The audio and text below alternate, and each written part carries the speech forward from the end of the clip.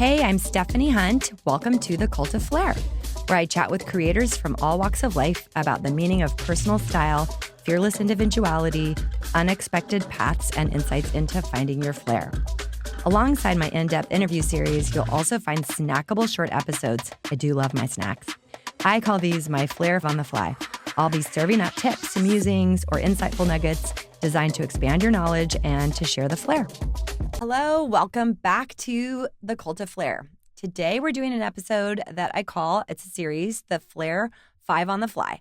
It's basically my way of making sure I don't ramble endlessly, which I have a tendency to do, and that you're getting usable, quick tips on anything I might have to talk about. 5 ways to make sure your guest rooms are ready. That is what I'm talking about today. Ready, welcoming, warm, and memorable, and easy to do. I will say past guests of mine, full disclosure, know that I have not been the one to really always remember to do this, but when I go and I'm a guest in somebody else's house, I'm really reminded that I should try to do better, and it's had me thinking about a lot of things. So I am going to start right in, and here we go. My first is, it's going to sound basic, but fresh flowers on the nightstand and also on the vanity in the bathroom. I just think it's welcoming. It's easy to do. I might talk about fresh flowers in every single episode. Sorry, not sorry, but I'm super passionate about it. Even if they die, I don't care. It just shows that extra touch that you were making the room ready, and you can get them at the grocery store. You can get them at the local film nursery. It just shows them that you care. Number 2, I would say, is make sure that you have a lamp or a source of lighting near their bed. Check the lamp. Make sure that the light bulb is actually working. I know that we have pendants flanking a bed in one of our guest rooms, and I slept in there one night and was horrified to realize that we had never even put in light bulbs in the pendants, and none of my very polite guests had ever told me that. So just check it. I've always heard you should spend a night in any bedroom in your house just to test drive it for your future visitors to really know how it functions for them. So a lamp so that they can read. They're in an unfamiliar space. They might want to turn it on if they've got to use the restroom in the night. Make sure that you have electrical, like even put a phone charger in there if you know what phone they have. It can't hurt. It's like little simple touches, and they'll appreciate you for it. So besides the fresh flowers, besides a surface lamp near their bed, the third thing I love is bath products and sundries. I love in the bathroom to have a little tray of goodies. Even going to the section in the grocery store that sells the travel size things, I just think it's a nice touch.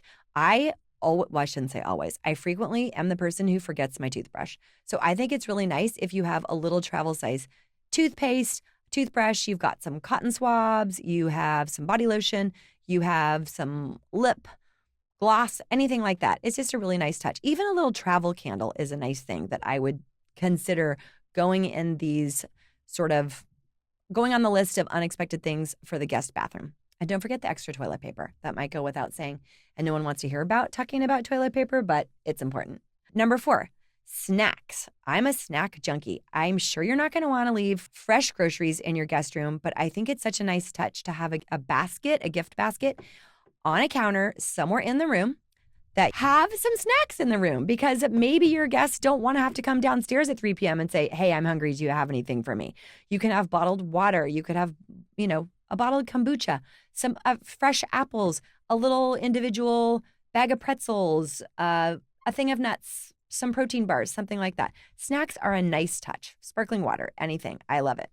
My last in my 5 today for things that might be obvious or not so obvious, especially this last one, I would say comes from something that was done for me when I went home with a then boyfriend during my college years to meet his parents at their home in Lake Tahoe. This had never been done for me before, and I will never forget it.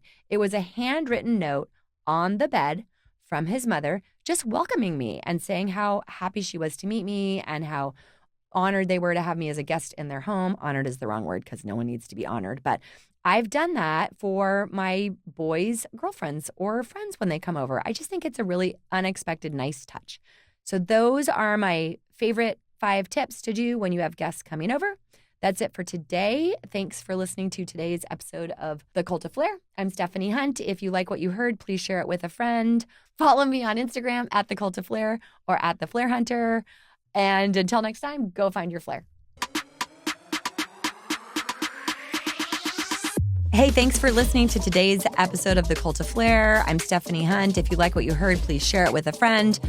Follow the podcast on whatever platforms you are listening. Follow me on Instagram at The Flair Hunter or at The Cult of Flair. And until next time, go find your flair.